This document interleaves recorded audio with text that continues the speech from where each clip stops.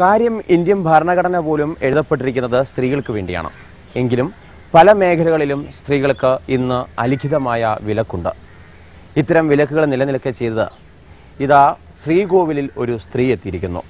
അതായത് ഹൈന്ദവ ക്ഷേത്രത്തിന്റെ തന്ത്രവിദ്യകളിലേതി ഒരു പെൺകുട്ടി എത്തുന്ന കാഴ്ചയാണ് നമ്മൾ ഇനി കാണുന്നത്. ജോത്സന നമ്പൂതിരിപ്പാട് എന്ന 7ാം ക്ലാസ് വിദ്യാർത്ഥിനിയാണ് തൃശൂർ പൈങ്കിണിക്കാവ് ദേവീക്ഷേത്രത്തിൽ പൂജ ചെയ്യുന്നത്. ശ്രീകോവിലിന് പുറത്ത് വെറുതെ ചന്ദനമരയ്ക്കുകയല്ല, ഉള്ളിൽ പൂജ നടത്തുകയാണ് ഈ മിടുക്കിക്കുട്ടി. അങ്ങനെ മറ്റൊരു ചരിത്രം കൂടി ഹൈന്ദവ ചരിത്രത്തിലേക്ക് എഴുതപ്പെടുകയാണ്.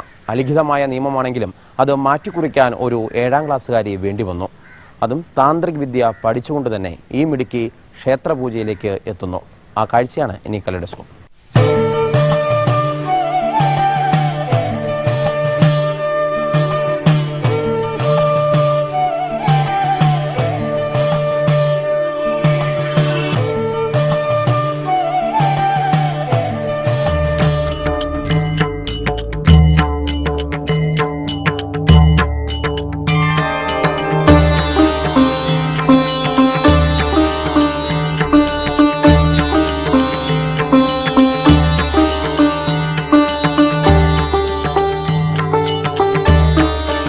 കൊടുങ്കാറ്റടിച്ചില്ല, ഭൂമികുലുക്കവുമുണ്ടായില്ല.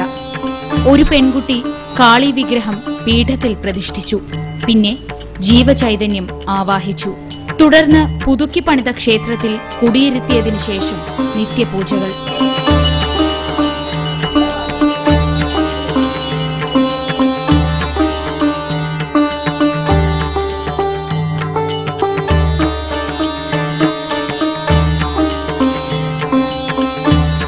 ഒടുവിൽ പ്രതിഷ്ഠാദക്ഷിണ നൽകി അച്ഛനും അമ്മയും ഉൾപ്പെടെയുള്ള വന്ധ്യവയോധികർ കാൽക്കൽ നമസ്കരിച്ചപ്പോൾ ഈ ബാലിക ഏവരെയും അനുഗ്രഹിച്ച് പ്രസാദം നൽകി.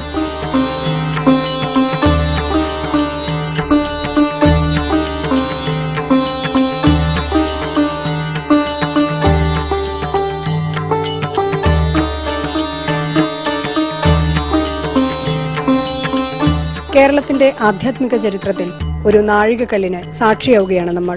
ഒരു 11കാരി പുരാതന പ്രസിദ്ധമായ ഒരു ക്ഷേത്രത്തിൽ തന്ത്രിയായിരിക്കുന്നു.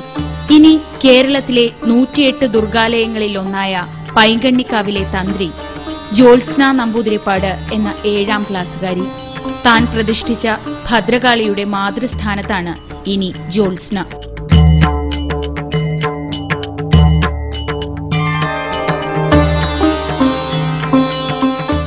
എനിക്ക് ചെറുപ്പം മുതലേ ഇതിനോട് താല്പര്യമുണ്ട്. ഇനിയും നല്ലോണം എത്രയും പഠിക്കാൻ പറ്റുമോ അത്രയും പഠിക്കണം എന്നാണ് ആഗ്രഹം.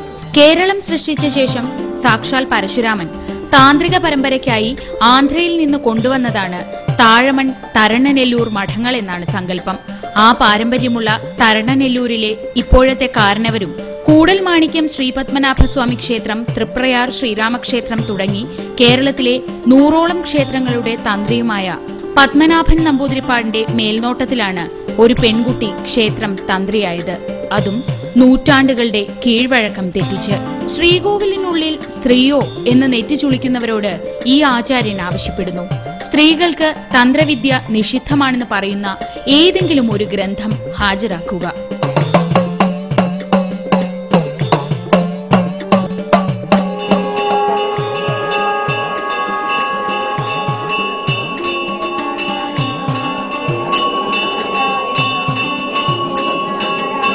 കേരളത്തിൽ മാത്രമേ അതുള്ളൂ. പുറമേയൊക്കെ ധാരാളം ഉണ്ട്. എന്നില്ല പുരാണ പ്രസിദ്ധമായിട്ട് ഉണ്ടായിട്ടുമുണ്ട് ധാരാളം ആൾക്കാർ.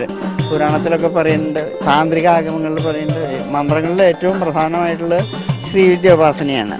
ആ ശ്രീവിദ്യോപാസനയിൽ പ്രധാനികളായിട്ടുള്ള ഉപാസകന്മാർ 12 പേര്. ആ 12 പേരിൽ പ്രധാനി 3 പേര്. ആ 3 പേരിൽ ഏറ്റവും പ്രധാനിയാണ് ലോപാമുദ്ര എന്ന് പറഞ്ഞ അഗസ്ത്യപത്നിയായിട്ടുള്ളത്. അപ്പോൾ താന്ത്രിക സാധന അവർക്കൊന്നും നിഷിദ്ധമായിട്ടുള്ളതല്ല. ആരും ആ വഴിക്ക് ഇതുവരെ പ്രവർത്തിച്ചിട്ടില്ല എന്ന് മാത്രം. പഠനത്തിലും കളികളിലും നൃത്തത്തിലും ഒരുപോലെ മിടുക്കിയാണ് ജോത്സ്ന. ഓർമ്മ വെച്ചപ്പോൾ മുതൽ താൻ കാണുന്ന തന്ത്രവിദ്യകൾ അഭ്യസിക്കണമെന്ന മോഹം തീരെ ചെറുപ്പത്തിലേ ഉണ്ടായതാണ്. ഇളം തലമുറയിലെ പെൺതരിയുടെ ആഗ്രഹമറിഞ്ഞ കാരണവർക്കും സന്തോഷം. അങ്ങനെ ഗുരുകാരണവന്മാരുടെ അനുഗ്രഹത്തോടെ 3 വർഷം മുൻപാണ് ജ്യോത്സ്ന പഠനം തുടങ്ങിയത്. പൈങ്കണ്ണിക്കാവിലെ തന്ത്രിയാകുന്നതിനും ഏറെ മുൻപ് തന്നെ ഇല്ലത്തെ ക്ഷേത്രത്തിൽ നിത്യപൂജയും തേവാരവും കഴിക്കുന്നത് ജ്യോത്സ്നയാണ്. കഴിയുന്നത്ര തന്ത്രവിദ്യകൾ പഠിക്കണമെന്നാണ് ഈ മിടുക്കിയുടെ ഇപ്പോഴത്തെ ആഗ്രഹം.